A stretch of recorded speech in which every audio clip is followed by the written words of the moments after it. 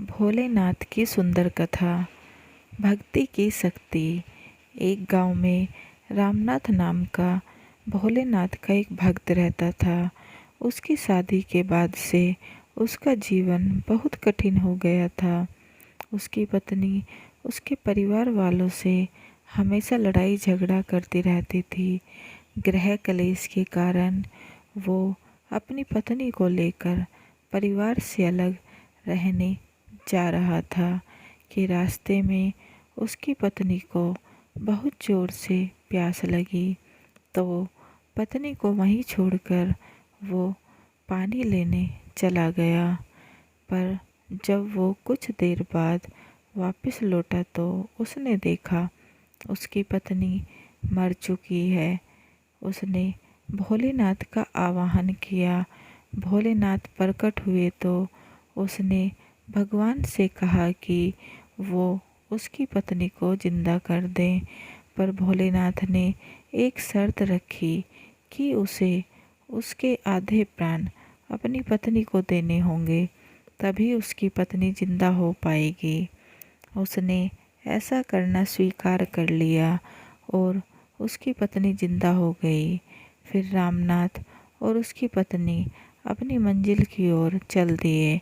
एक गांव में पहुंचकर जब उन दोनों को भूख लगी तो रामनाथ अपनी पत्नी को छोड़कर खाने का प्रबंध करने के लिए वहां से चला गया। तभी एक जवान लड़का वहां से गुजरा। उन दोनों की आंखें मिली और दोनों ने एक साथ जीने मरने की कसम खा ली। इतने में रामनाथ भी खाना लेकर वापस लौट आया। तभी उसकी पत्नी ने कहा, ये लड़का भी भूखा लग रहा है, क्यों ना हम इसे भी खाना खिला दें। पत्नी की बात रामनाथ को माननी पड़ी।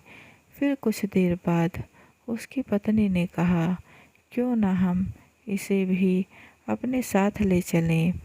जब तुम मुझे छोड़कर चले जाते हो तो मेरे पास बात करने के लिए कोई नहीं होता। मेरा भी मन लगा रहेगा, पर इधर हम अपना खर्च नहीं उठा पा रहे हैं। इसका खर्च कौन उठाएगा? जब ये हमारे साथ रहेगा, इसे भी तो काम करना पड़ेगा। ठीक है, ले चलो इसे भी हमारे साथ। वो लड़का भी उन दोनों के साथ हो लिया। फिर कुछ दूर चलते ही उन दोनों ने रामनाथ को एक नदी में धक्का दे दिया और उसे मरा हुआ समझकर वहाँ से चले गए। और एक गांव में वो लड़का और रामनाथ की पत्नी रहने लगे। कुछ दिनों बाद रामनाथ भी उसी गांव में पहुंच गया। जब उसकी पत्नी ने उसे देखा तो राजा से उसकी शिकायत की। ये उसके पति का दुश्मन है और उसे मारना चाहता है।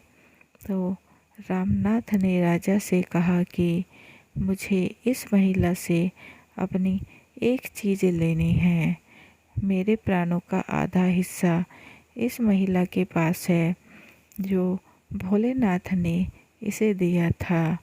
अगर ये प्राणों का वो हिस्सा वापस कर दे तो मैं यहाँ से चला जाऊँगा। भोले बाबा के डर से उसने उसके प्राणों का वो हिस्सा उसे वापस कर दिया और ठीक उसी पल मृत्यु को प्राप्त हुई। फिर रामनाथ ने राजा को सारी कहानी कह सुनाई। दोस्तों, पोस्ट अच्छा लगे तो चैनल को लाइक एंड सब्सक्राइब करना ना भूलें और बेल आइकन को ज़रूर दबाएं ताकि ऐसे ही अच्छी कहानियों की नोटिफिकेशन आपको मिलती रहें। भोले बाबा सब पर दया करें।